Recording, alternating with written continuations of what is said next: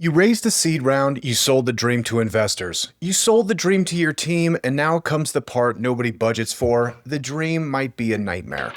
Ollie from Wednesday has seen this movie 1,000 times. Founders obsess over signups, views, downloads, and then wonder why revenue is allergic to them. His move is brutal and simple. Sprint zero. Audit the pirate metrics that actually matter: retention, referral, revenue.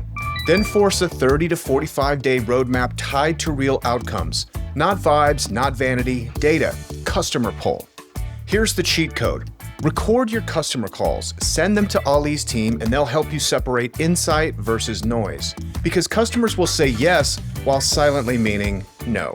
He even gives retention guardrails. B2C, day 1, 50% retention rate. Day 7, 25%. Day 3, 10 to 15%. And if you're B2B, 20 to 30% retention over the first 30 days. If you miss that, you don't need more features, you need a new direction. Welcome to AI for Founders, I'm Ryan Estes. So here's the founder gut check. Are you building what makes you feel smart, or what makes customers come back when nobody's watching? You'll learn how to move from MVP to real PMF. How to cut your failure odds, and how to build around demand. This is for seed Series A founders who want momentum that actually sticks. Now, if you like founders' playbooks without motivational poster energy, then go to aiforfounders.co and sign up for the newsletter. I'll send you the tactics you can steal before your next sprint planning meeting ruins your weekend. Sign up at aiforfounders.co and let's turn your big vision into customers who don't leave. And if you would, leave a review for podcast like you're tipping your bartender for a dangerously good drink.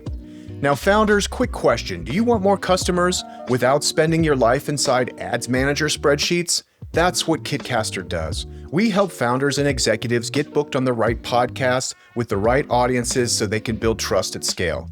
Because podcast interviews are unfair in the best way. You get long-form attention, you get credibility transferred from the host to you, and the content keeps working weeks and months after the episode drops. Here's how it works. Kitcaster finds shows that your buyers already listen to, pitches you with a positioning angle that actually lands, and handles the back and forth so you don't become a full-time scheduler. So you end up sounding like the person who belongs in the room. If you're a B2B founder, investor, author, or exec, and you want a pipeline you can trace back to conversations instead of clicks, Kitcaster is the move. Go to kitcaster.com and book a call. And if you do nothing else today, at least ask yourself this: how many deals are you losing because your market doesn't even know you exist? That's Kitcaster by Moburst.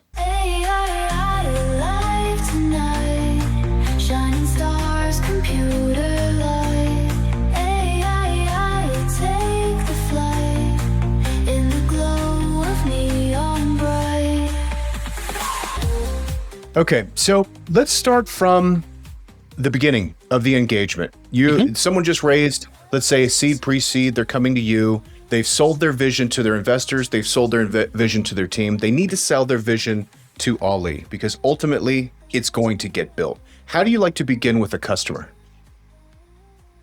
Yeah, so it really depends on where a customer is in the journey. Well, having an MVP is one thing, but then there are different types of businesses. You can have a B2C business, a B2B business. So it really depends because the metrics for each one are going to differ. But we'll start with doing an audit of really looking at where they are in terms of usage. So we call these metrics pirate metrics. It's activation, referral, retention, revenue. And we look at these metrics and we try and identify what are the numbers really looking like, because truly speaking, many a times founders are really going after vanity metrics. They only talk about things like, number of signups or like number of views or number of app downloads, etc. But none of this matters in reality. There might be a PR mention or a fundraising round and there's a spike, but that doesn't mean that people are willing to pay for it because there's no retention. So we start by identifying, what are the numbers really looking like. Then we look at the strengths that the founder has. Maybe they have an active, distribution channel, or maybe they're really well known in that small community of users that they serve, etc. And then we start creating what we call as a product roadmap. Now, this is a very interesting exercise because here a lot of assumptions are actually, we force founders to really validate those assumptions. I've never met a founder who hasn't had, like, in the first couple of meetings, that doesn't have like a 3 month roadmap.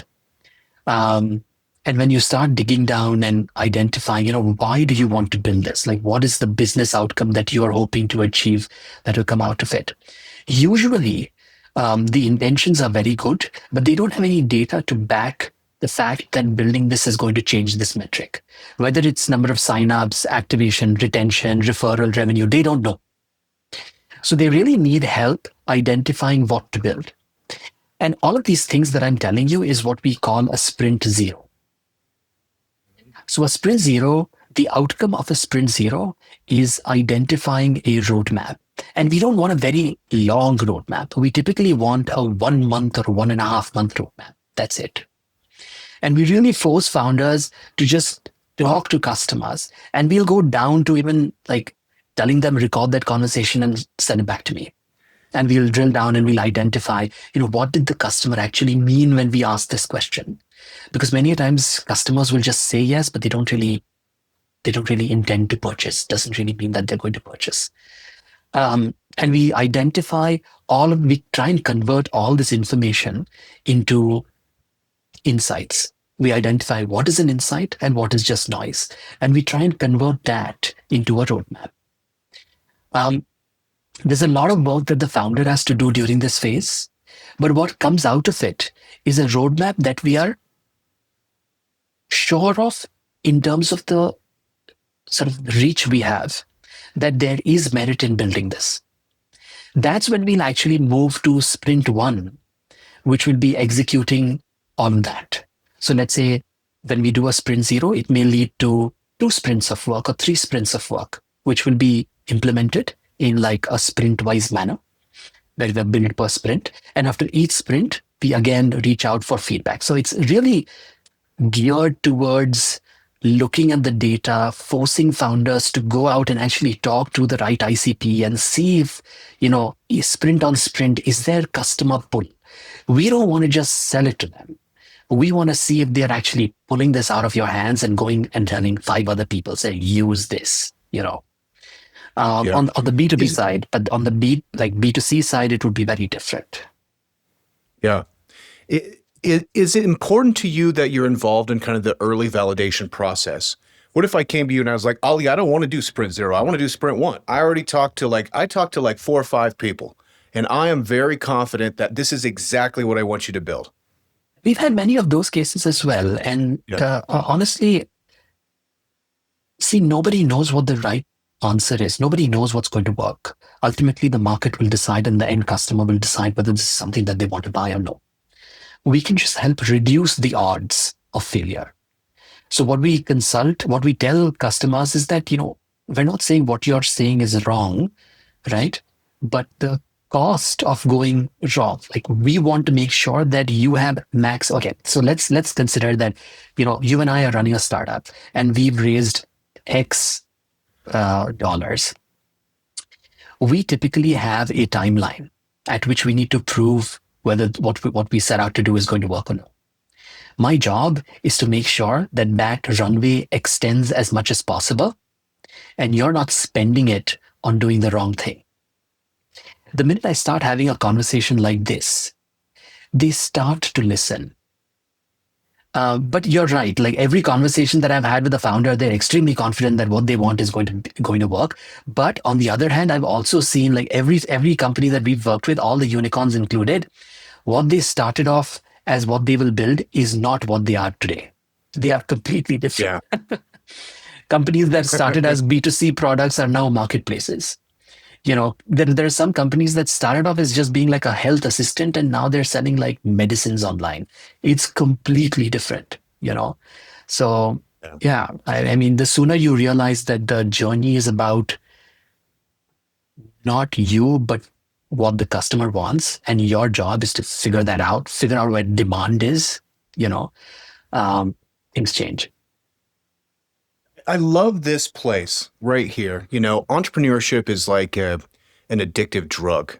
There's I think largely because the lows are so low and the highs are so highs. Hmm. But the really interesting part is going into this with an idea. And I think you've done it enough times that you realize that an idea is just a large assumption, and Hmm. kind of to your point, I love that you just introduced in the beginning, like, hey, I don't know. Nobody really knows what's going Yeah. to happen, what's going to hit, why, at what time, for which person. All this is kind of a mystery, but you can lower your chance of failure if you're looking for distribution with a particular customer and you're satisfying their needs. You're quick to value. They're using it. They're referring it to your point. Just kind of anecdotally, I've worked on different products at different times. One, I was working on a cookie company. Like literally, we sold like really high quality cookies, Mhm. and the whole transaction took place through SMS. So you'd Okay. get a text message that Hmm. had the cookie of the week, and then you were shipped cookies a week. These are expensive, really nice cookies that photograph well. Well, the Yeah. company kind of flopped. Just it didn't really work for a variety of reasons. But at the exact same time, there's a brand called Crumble Cookies that Hmm. absolutely exploded. Mm. So it's like, why did my cookie company go nowhere and this one just boomed? Well, there's just a myriad of factors. It's not that the Mm. idea is good or bad, but I think that is to say that when you're in this early position, particularly if you're working with somebody like Ali who sees products all the time and still it's like, hey man, I don't know. We're going to start here with this assumption. We're going to go validate that assumption. But at some point, if this is going to be successful, we're going to pivot to a completely different business Yeah. model, you know? Okay, I've got a confession. As a podcaster and founder, I'm constantly meeting incredible people, guests, listeners, or other entrepreneurs. But here's my little secret. I'm terrible at following up. My inbox is basically a graveyard of missed opportunities. Does that sound like you? You meet someone amazing, exchange emails, have great intentions, and then life happens. 6 months later, you're kicking yourself thinking, I should have stayed in touch with that person. This is exactly why I started using warmstart.ai. And honestly, it's transformed how I think about my network. Instead of letting relationships go cold, Warmstart analyzes my existing contacts and helps me identify who I should be reaching out to and why. It even writes the outreach messages for me. But here's the key. I review everything before it goes out. I'm not just talking about this because they're a sponsor. I'm talking about it because watching a healthcare executive use this to build his entire advisory board in one weekend with 4 CEO signups made me realize I was leaving money on the table every single day. Your network is your net worth, but only if you actually nurture it. Check out warmstart.ai, use code AIFF to get $50 off your first month. Stop letting your relationships turn into missed revenue. This episode is brought to you by Moburst, the AI-first growth engine trusted by iconic startups like Calm, Robinhood, Reddit, Uber, and Google. Moburst is a digital full-service mobile-first marketing agency that helps companies to scale and become category leaders. Whether you're finding product market fit or ready to accelerate growth, Moburst delivers creative, data-driven solutions that help with scale and efficiency and impact. At Moburst, we're not just guessing what works, we're predicting it. As an AI-first agency, Moburst uses cutting-edge tools to analyze user behavior, adapt creative in real time, and uncover hidden growth opportunities. The result, marketing that's faster, smarter, and built to convert. From early-stage startups to global brands, we've helped hundreds of companies overcome complex challenges, unlock new audiences, and optimize every metric that matters. At Moburst, we believe that creative thinking, advanced technology, and data are the core drivers of success at scale. If you're serious about scaling your business with precision and purpose, it's time to talk to Moburst. Visit moburst.com and let's build something category-defining together. No, I couldn't agree with you more. I mean, when I look back and I look at the factors that have led to success for the companies that did make it, few things that stand out to me are the founders who do make it are the founders who are really on the search for demand. So they are not really focused on the what so much, they're focused on the who, and really what does that who want and how can I service them, So the shape of the solution, they're open to change. I Yeah. also think that the founders that I have seen succeed have had phenomenal teams. They've been amazing team builders. They don't have like fixed assumptions in their mind saying, I have to do everything, except they're able. And you know what's really interesting for me is that, and this is true for me as well during my journey, unlike unlike what you read, where people say that you should surround yourself by a group of generalists, etc., I believe the opposite to be true. Like, for example, Mm. especially in the early journey, it's better to have specialists who are really, really good at that area of work than a generalist. Because truly, the role of the generalist is to like try different things and figure out what sticks, which is your role, right? Or it could be uh, you or somebody in your founding team, like, constantly thinking as to what is going to work with this customer. But get the specialist, the people who've identified that maybe I can get a specialist to just do this and then see if it works. Maybe get another specialist to see if it works. That's a much better way of experimenting. And I've seen a lot of tech companies, SaaS companies fail here because they try and hire too many developers, designers, etc. at different levels. They don't know what to build. They just become project managers. Lots of blunders. The ones who succeed are the ones who've got the right team. They hire specialists when they need them. They're focused on the who. They know how to identify demand. I mean, those guys, they typically win. And there's a certain luck that's involved, but Yeah, it seems like 100%. people, yeah, people that are willing to make decisions quickly, they kind of capitalize on luck the most. So if we're talking about the assumption we're going into a problem and the solution may change over time, which is to say the solution you're providing, there might have to be like a kill rule, which is Mm-hmm. say like, as we're trying this, it's not working. Yeah. What are some of those kind of like indicators that you're like, look, man, that we have something, we're around it, but what we're doing right now isn't it. So we're going to have to change directions. What is the feel or texture of those moments? The answer to that question is in the data. So if you're building a B2C product, let's say you've built something, you want to look at retention metrics on day 1, 7, and 30. So for example, if you are on day 1, you want retention metric to at least be 50%. 50% of the users who are using it should come back. Yeah. If you are at day 7, it should be 25, and it should be 10 to 15% at day 30. If you get these numbers right, then you're probably headed in the right direction. And if you're a B2B product, it needs to be a good 20 to 30% constant for the first 30 days. If you get these numbers, then you're headed in the right direction. And again, this is an indicator. This doesn't mean that it'll be successful, but this is an indicator. Another thing that we look at is the time to value. So any product is basically a set of steps that the user takes to get value. And that value is whatever you promise, whatever you're trying to sell.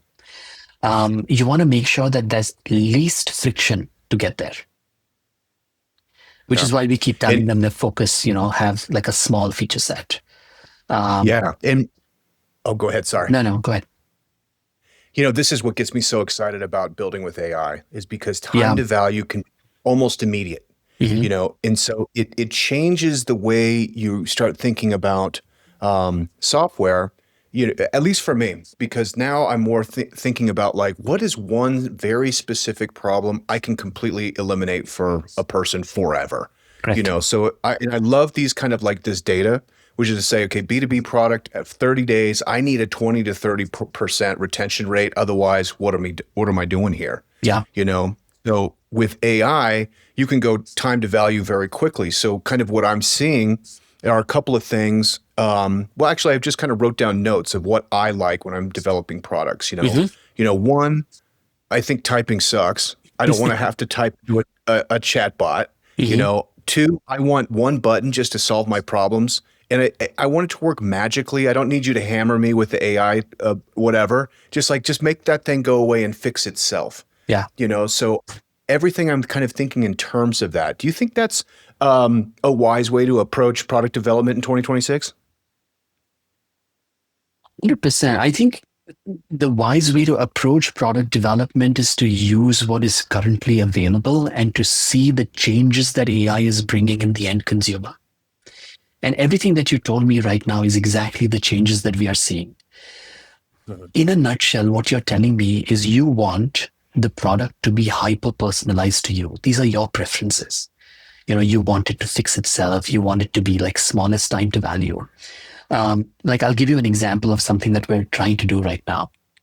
We're working with a sort of GLP-1 manufacturer. They sell GLP-1 drugs, and they want to create sort of like an assistant that people can use in their journey for weight loss.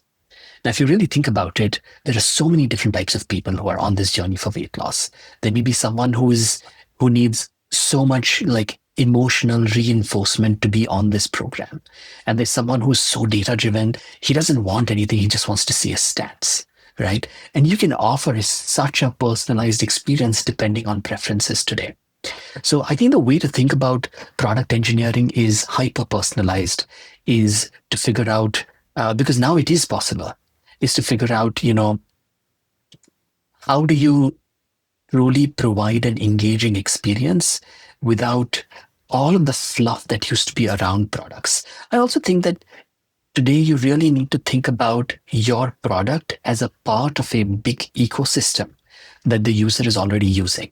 So, for example, don't try and build another app. But if somebody is so used to using, WhatsApp all the time, try and find a way to integrate it within their, ecosystem, and you'll find more retention. You don't need to create something new. Try and fit in. And I think that's the right way to do it. See, my fundamental view on this is that, building software is easy.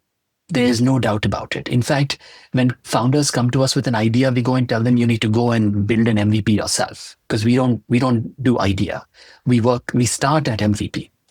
Um, but I think what's difficult is still getting the form factor, identifying what it is that people want, really turning the product into a business. That's still difficult. Yeah. Uh, that's still a tough part. Like nobody knows what's going to happen, and you still need to iterate and do all of that, and you need to do it in the most cost-effective way. It's interesting, as execution gets cheaper and cheaper, the bottleneck then becomes kind of more of a business, Yeah, like a business problem, which is to say, like, how are we going to charge from this? How are we going to adapt pricing? What's kind of your take? I mean, you're obviously, you stop billing hourly. You're like, hey, we're going to outcome-based pricing, which yeah. makes a lot of sense. It also puts you in a position now where you're almost like a psychologist or a philosopher first. It's like, hey, it's going to get built. What are we building? Yeah. You know, Yeah, you what just are like describe our calls. Yeah. Go ahead. What was the question? What is it? the question was, the pricing models you have also usage-based pricing Mhm. based on kind of LLMs all selling tokens and stuff like that. Where do you see kind of pricing going? Let's talk about B2B SaaS and software products. I don't know. I think this is a really difficult one. Um, Everyone's trying to answer this question in their own way. Um, at the end of the day, I feel like we're moving towards a world where people will only pay for outcomes, Yep. um, which means move this business, which means primarily I'm buying because it is convenient for me and I value my time more because I need to be doing different things, right? So I need to be doing different things. You know this, you are a specialist in this. Whether it's a product or service, I buy you, move this metric for me. But I don't know how feasible this is practically. In the services space, we've identified how to make this more practical by managing, because we have a sitting cost, people actually work at Wednesday.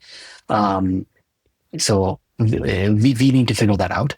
But on the product side, it's very difficult because there's server cost, there's product cost, there's team cost, etc. So I don't know. I've seen people do it on a token basis. People do it on a SaaS pricing basis, on a per seat basis. Very few are doing outcome based pricing on the product side. And Yeah. even if they are, they're still doing some basic token fee or, system. But I think we're headed to a world where everything will be outcome based, which means that Yeah. you're only able to, like, your only differentiator is if you get a result. Yeah, it's interesting, and I think it could be successful. But while we're getting philosophical, Hmm. I often remind myself that it's not about the destination; it's about the journey. Hmm. So, like you're talking about, like, okay, we're doing a software component for GLP-1, Hmm. and it's like maybe the outcome is like, look, if you don't lose 30 pounds, then you don't pay for it. Hmm. So then you get to the 30 pounds, but really it's the process, the agonizing, excruciating pain in this case of losing 30 pounds.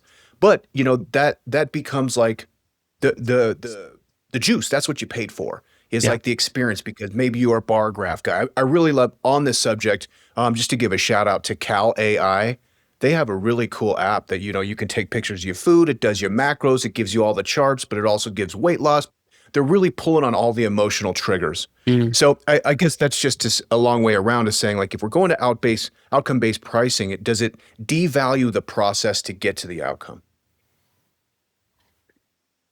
Yeah, it is a philosophical question, and it probably does. Um, but in an era of abundance, right? Like that's what we are in. Um, Effort may not be worth a lot. I don't know. I don't know what's going to happen.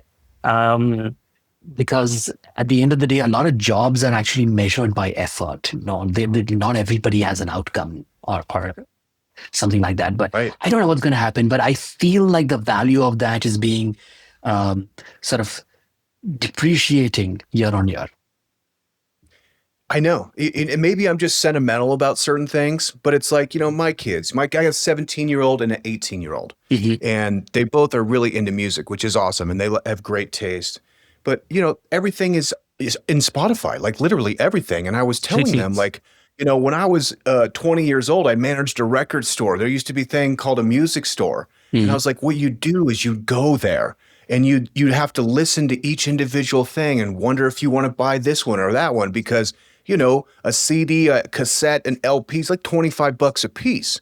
So, Mhm. it's an expensive hobby. Yeah. So you'd listen in the store, you'd figure out what you like, and then you'd look in the liner notes, and the liner notes would mention samples used by this person. Then you go find them. Like it was kind of turning a light bulb on their head, because I was like, discovering music was a physical, real thing you had to do in a special place. It's like this Mhm. wild chapel called like a music store. Mhm. So again, I'm sentimental sometimes about the experience of the thing, because that ultimately feeds the value of it, you know. I But think. I could be completely wrong, because you Mhm. pull up your favorite song on Spotify, you have zero time invested, and you get what you want right out of the gate. In the example that you're mentioning, I think what's very interesting is experience in this example is can be thought of in terms of context. The fact that you're actually going to the store, putting in that effort, like listening to all the different types of, tapes, etc., and then deciding, it shows that you have taste. You've built taste, right? And that is insanely valuable today because people are actually paying for that, Yeah. right? So the effort to develop taste will help in getting outcome. Yeah. So I think, which is why we are moving to the era of specialization. Um, if you have seen like 50 or 60 products fail, over a period of like 3 years, you know far more in terms of what not to do, which is just context. And Yeah. you also develop some kind of taste, right? You know what may work. I mean, taste is just the ability to decide, it's judgment. And judgment requires context and experience. And people will pay for that. And it's just sort of packaged as an outcome. But it's nothing but experience. Yeah, I love this idea too. I want you to keep talking about taste, because it does seem to be more and more important. And I think there's an attribute of taste that, like, let's say to develop taste, you have to go super deep for a long period of time in one little domain. Yeah. So with me, it might be like jazz broadly, or very specifically, it's probably modal jazz that I'm really Mm. into from like, the late 50s to mid 60s. So Mhm. I've developed a taste that I appreciate for a lot of different varied reasons. But now when I'm thinking about something else, because I spent so much time there, if I get into like baking sourdough bread, like Mhm. I don't know anything about sourdough bread. However, the texture and taste I develop for jazz, I point that, and I know that there is this basically delta I'm about to travel if I really want to go into it. Mm. So, which is kind of like, Musashi had this great quote that says, if you find the way deeply in one thing, you see the way broadly in all things. Would you agree That's with that? interesting. 100%. Yeah. 100%. I I have so much respect for other people who have, spent like decades doing one thing, um, just because I've done the same. And so my way of building a team, like my number one metric or number one like litmus test is if I can delegate that piece of responsibility to somebody and not be worried that this will get done or is it going to be done correctly, etc. That is just like a lot of respect for me. So, and it has never been somebody who has not spent like a decade doing that. And it can be anything, like it can be like business related, life related, whatever. So I 100% agree with that. And it's actually a very interesting point because I've been thinking about this for such a long time as to, we are in this era of abundance. There's going to be so many different options available to people in like all facets of life. Um, what is like business going to be like? What is like a team going to look like, 10 years from now? And my answer to that question, the more and more I think about it, is it's going to be like a really, really small team. I don't know what the number would be. I think to each his own, but it would be a really small team of people that have insane trust on one another. And it would be a team where each person is just like insanely good at that genre of, Yeah. that part of the business. There wouldn't be anybody better than that person. And this sort of small team would be capable of far too many things than one could imagine. You know what sounds like you're talking about? The X-Men. You know Oh what I mean? Where yeah, yeah, yeah, yeah, everybody yeah. had their specialized Mm, power, and yeah, then you come together, you know? 100%. Yeah, I think we're totally moving towards the Avengers era or the X-Men era, what have you. But yeah, that's actually a very good sort of way to think about it.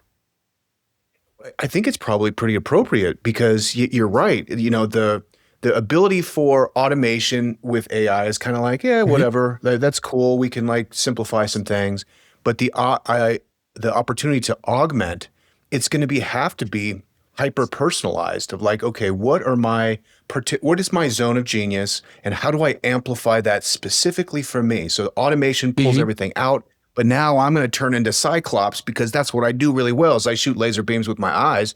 Then it provides you to go find Storm, and Storm can summons the weather. You know what I Yeah, mean? yeah, It's yeah, it's yeah. interesting to think about. 100%. I think that exactly what you mentioned is what I think like the future of business, which is going to be small teams. There can be no Yeah. cap on like the revenue numbers, evaluation numbers. They're going to be able to do far too many things. Um, I think management as a concept is going to change. Um, a lot of the problems that people like usually talk about, and I think most of the sort of literature is around like team and management, like doing all of those activities. How do you create a cohesive environment? I genuinely believe that may no longer be a problem. Fascinating. What about you? Where do you feel like you've developed really good taste? I think, it's not like when we started Wednesday, we knew exactly what we were going to do. We started Wednesday. So Wednesday is about 6 years old. And when we started Wednesday, we were doing the typical, offshore engagement where we would charge per hour, etc. And we realized that, that's really not something that we enjoy, because when I thought about an engagement with a customer, let's say in the US or anywhere, we realized that just by giving a team to them, they are turning into a project manager. But as a founder, they should be doing so many different things. And that's when we really started figuring out, how do we create like a service that has got like a proper metric for billing and, how can we offer an outcome, etc. But I think what we are really good at and what we've really enjoyed is just helping pre-PMF companies find PMF. So our sweet spot is that Series A, when you've got some things working, but you don't know the answer to really cross the chasm. That's what we're really good at. Amazing. That's a fun place. I mean, Yeah. when you get that double, double, triple, like that kind of like momentum, I mean, there's almost no better feeling than that. One thing along your clients too, I wanted to ask about because I was looking in Clutch and you have a lot of projects, small to gigantic, but they're all very highly rated. I mean, you have a lot of positive sentiment coming from your clients. How do you kind of manage that when you're thinking about like stickiness and retention for your own product, your own clients? What are important indicators from your clients and customers that you guys are doing a good job? No, and I'm genuinely grateful for everyone who's worked with us. Um, Internally, we've designed the service to have a lot of checkpoints. So my co-founder Matt, he actually runs the entire show, and he's played a very pivotal role in just creating this service, which just makes things so much more streamlined for founders and reduces their risk to find PMF. I mean, the reason why people have given us those reviews is because they have got results.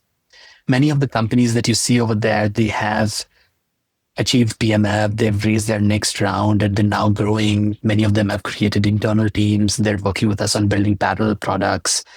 They've done phenomenally for themselves. And I think that's primarily because these founders, they were heads down, focused on what they need to do, which is not be involved in day-to-day product development and really be out there talking to customers. And of course, in many cases, we've had to push for that because many founders, it's unfortunate, but I think it will change, especially in the digital space, they come from an engineering background. And it is the most easiest thing for them to do, which is why they keep coming back to doing more of day-to-day product engineering work. And we have to force them and tell them that this is not what you should be doing. But yeah, I think, a lot of the internal quality checks that we have is, we try to measure these metrics, sprint on sprint, and we try and see whether there is retention. When we have these conversations with customers, talking about, is this really moving a business metric? We try and validate what they're building. Many times they realize that their assumptions are wrong. They need to pivot. They need to change. They need to figure out how to ask the right question. We audit all of their sales conversations if it's a B2B product, try and help them identify questions that will lead to pull. And those lead to an experience that is far more superior than a traditional offshore agency provides, which is typically, here is a team, I'll charge you X dollars per hour, you tell them what to do, they'll do it. That doesn't lead to any result. Just because they do what you say, it doesn't mean that it's going to move a business outcome. That's what I wanted to change. Nice. How do you deal with the tension between the speed and the quality? Because people that just raised a Series A and they're ready to go. I mean, obviously, founders, like the clock is ticking. Like, let's get this done. But there could be like a possibility of creating kind of like speed debt, which is to say, like, okay, we're pushing, we're getting it out there, we're finding product market fit. The whole thing could blow up if the quality isn't there. Is there? Do you feel that tension? I do think that this was a problem, but I don't think it's that big a problem if you've got your basics right.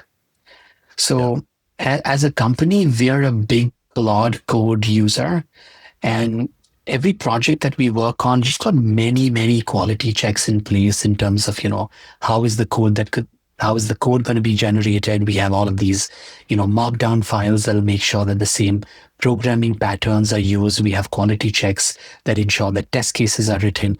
All of this is AI driven, but there are enough quality checks to make sure that we aren't running into technical debt. But having said that, you will, no matter how much you try, you will incur some of the other debt. But I do feel that in the age of AI, where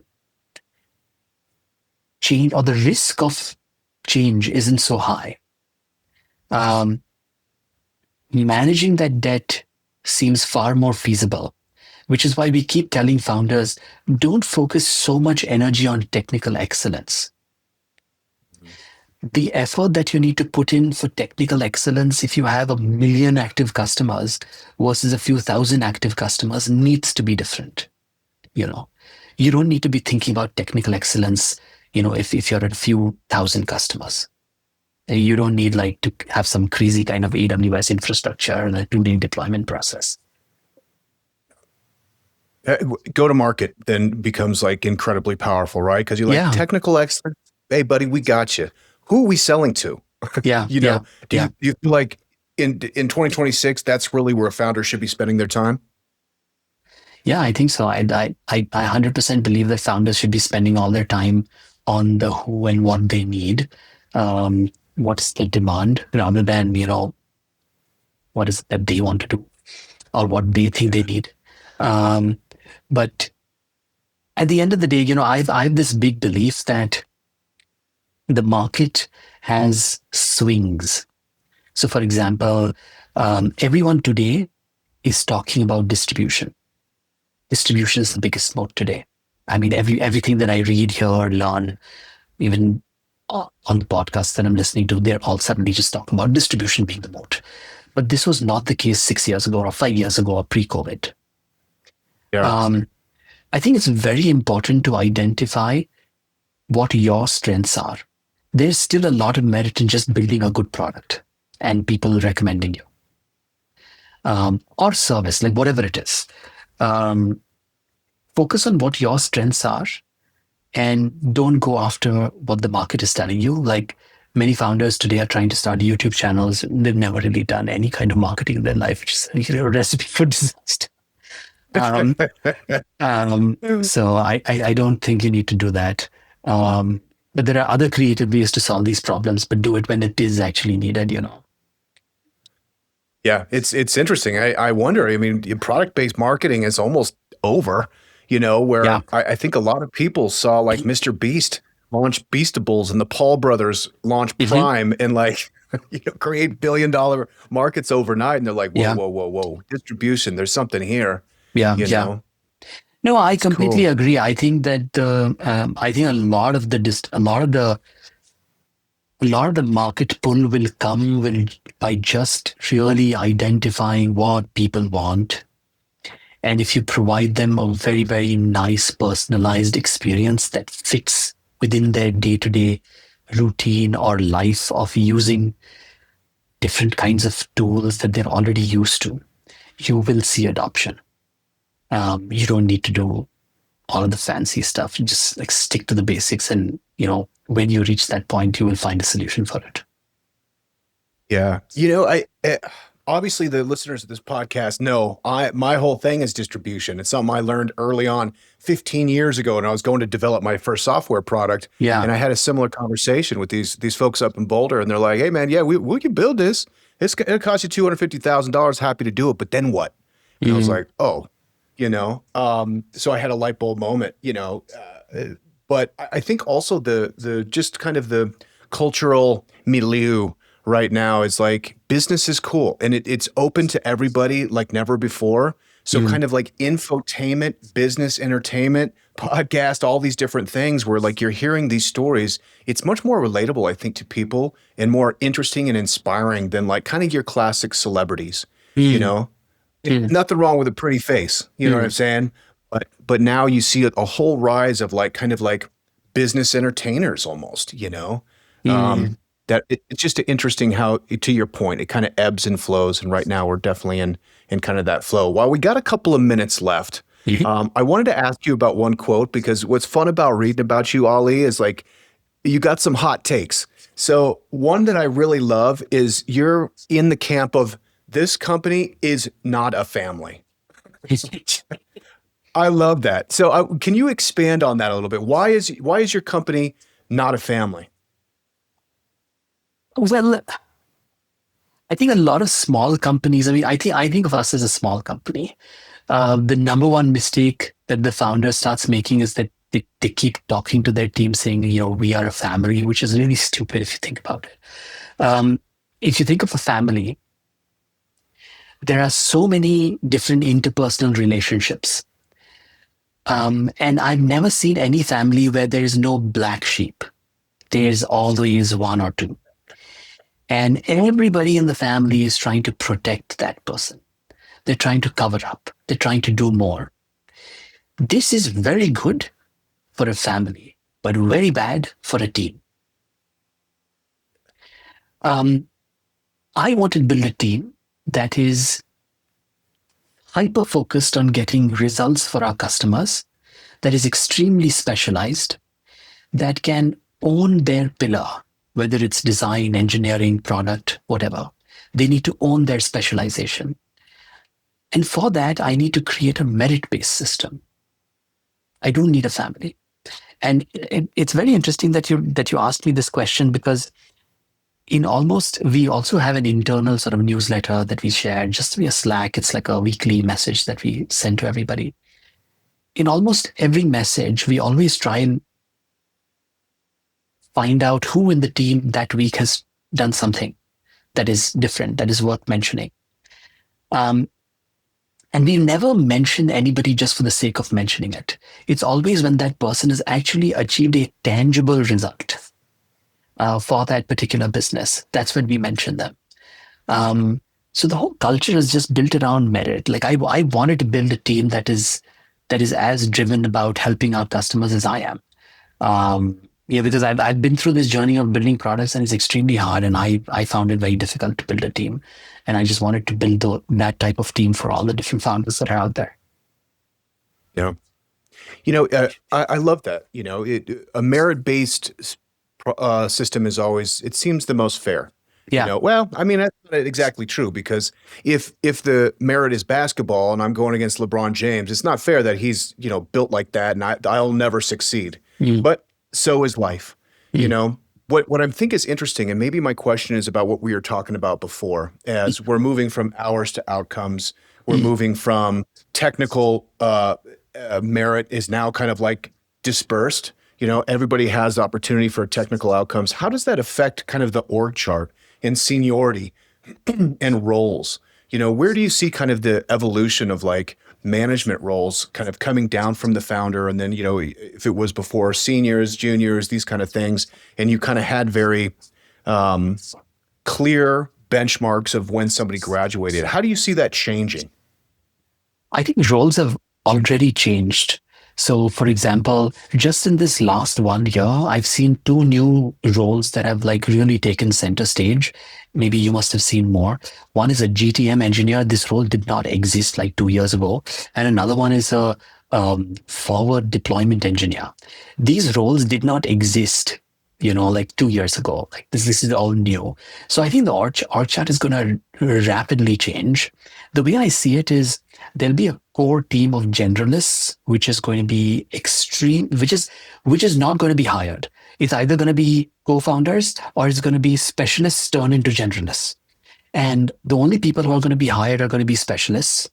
And they're going to be doing very different things. They're going to be doing, I think all engineers going to be prompt engineers sooner or later.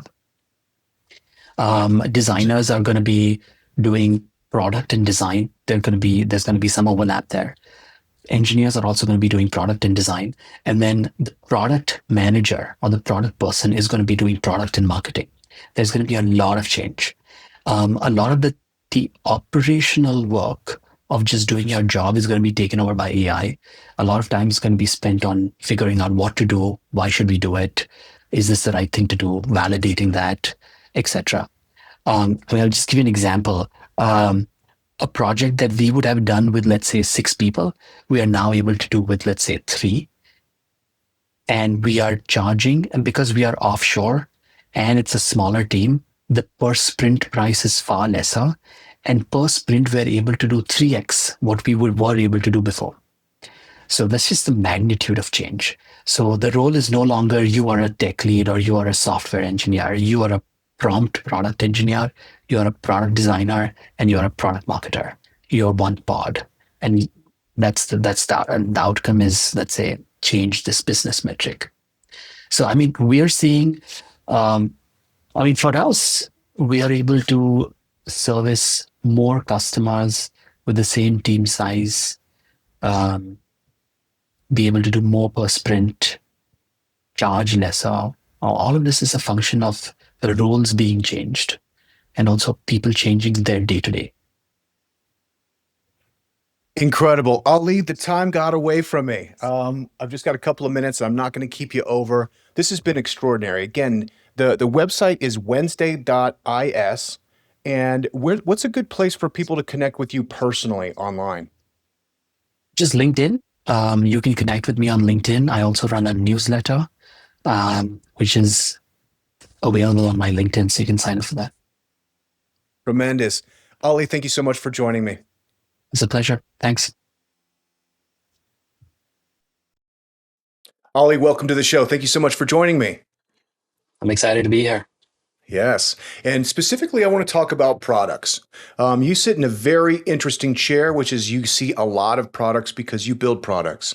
One Mhm. thing that really jumps off your website, and I'm talking about Mhm. Wednesday.is, it says you work with 10% of India's unicorns. So give us a brief introduction of Wednesday and the projects that you really like to work on. Sure. So Wednesday is a product engineering agency. What we do is we work with seed and Series A founders and help them go from MVP to PMF.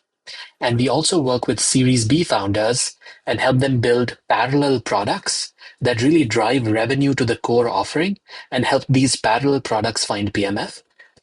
Unlike a typical agency, we don't charge per hour. So what typical software development or offshore agencies do is they'll basically sell you other people's time and bill you per hour. We don't do that. We charge per sprint.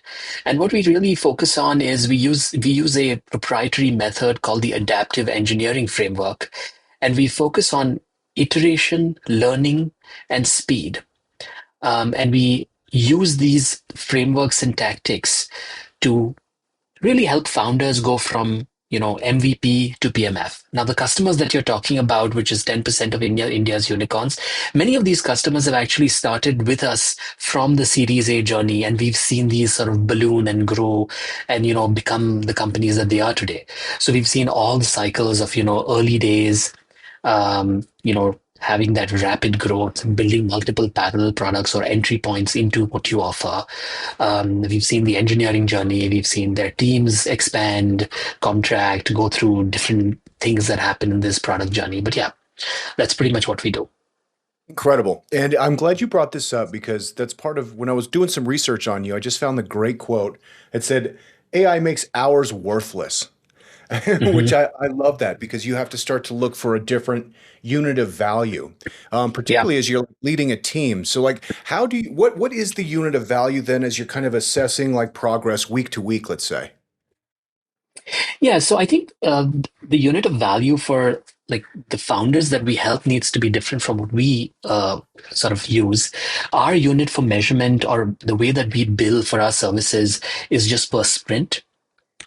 So what we'll do is, let's say in a typical engagement, we're working with the founder. We really focus on um, helping the founder figure out what to build.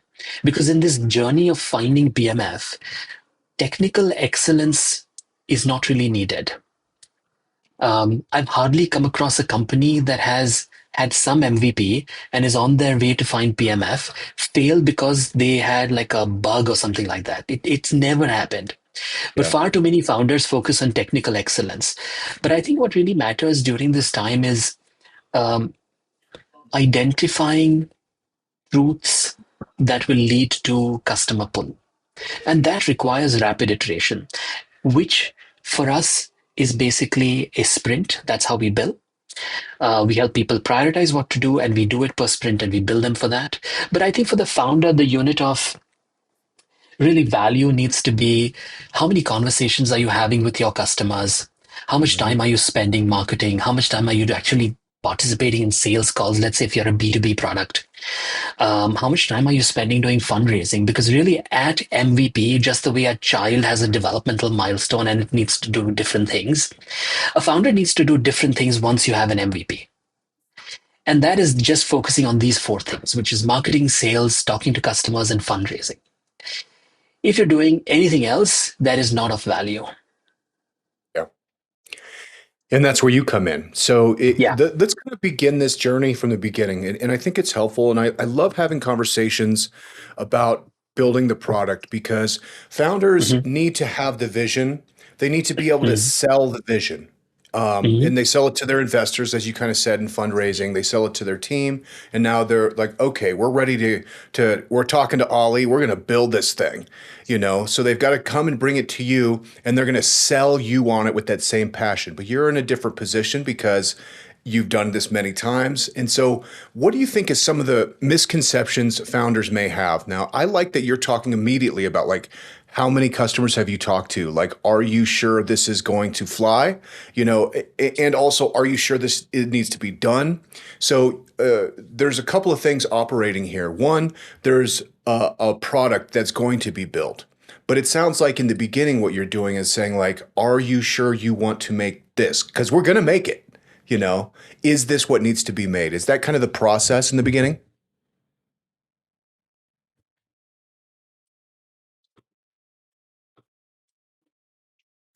Oh, shoot. Ollie, can you still hear me, buddy? Can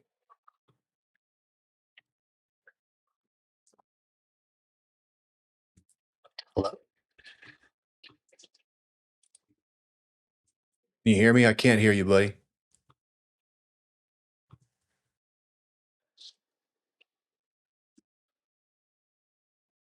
Hello?